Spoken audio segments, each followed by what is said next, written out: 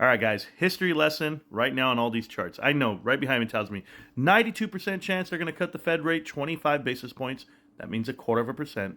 And or there's an 8% chance they cut it 50 basis points. Cool story, bro. Listen to me. Your brokerage account, your real estate agents, everybody's going to get excited. Housing rates are coming down. Everybody's going to get its interest rate down. Because we're at 4.2 right now on a fixed. And you're telling me you're going to bring it down 50 basis points. Let me explain to you, there's two metrics that you have to take into consideration if you're going to drop it. This is why I think they're already pricing it in. I did see the 2-year go down to 4.18, 4.19. Cool story. Here's my problem. At 4.25 on a federal funds rate, if you're going to drop it 50 basis points, you're going to bring it to 3.75. Now you take into consideration, there's a thing called CPI, Consumer Price Index, and PPI, Production Price Index. These are the consumers, and these are the distributors. You and I, and then the companies.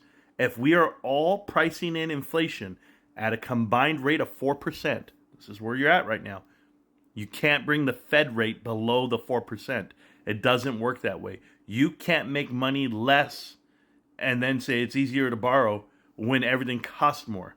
You then have stagflation, okay? That means just a ring around the rosy. We never really fixed the problem. This happened in the 70s, guys. This happened in the early 80s. And the only way you fix it, a la the Reagan and Volcker, you come in and you hit them with a 12% interest rate. I'm telling you right now, you got to hit it over the head. We don't have it in us.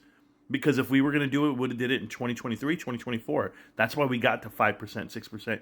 And when we went so high, what did they do? They panic in the streets. We can't do this. We're gonna kill the economy. And you are, because you have to, because you let this economy get too big. It's over its skis, over the nose, whatever you want to call it. It's going to fall over. Everybody borrowed money, and they literally built their companies off of free money. Zero debt, low interest rates, Covey Light loans, all of it. And we're talking about every company on Wall Street. All of these ones that you're pricing in right now over the last 16 years that have gone haywire, they all did it with free money. Guess what? The money's due. Now, you want to keep running your business. You want to keep up with CapEx and spend money for AI. You want to build and grow and say you're a hyperscaler, a hypergrower. You're looking for money. It's not just earnings, guys. It's more than that, because not only are they looking for earnings and more cash, they're doing share buybacks, they're doing dividends, they're doing bonuses. They're gross.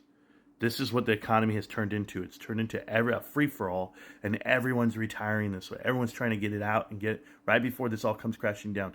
Go look at all your people who have done, just out of nowhere, they've done divorces, right? Like Bill Gates and his wife, they got a divorce out of nowhere. You know why? They're like, hey, let's protect our assets. Let's protect each other from this mayhem that's about to hit. And there's random things happening in the world right now where people are preparing themselves for what's about to crash down. I'm just letting you know how it's going down. Warren Buffett, he sold off $355 billion worth of securities for cash on hand for this crash. Everybody's preparing themselves.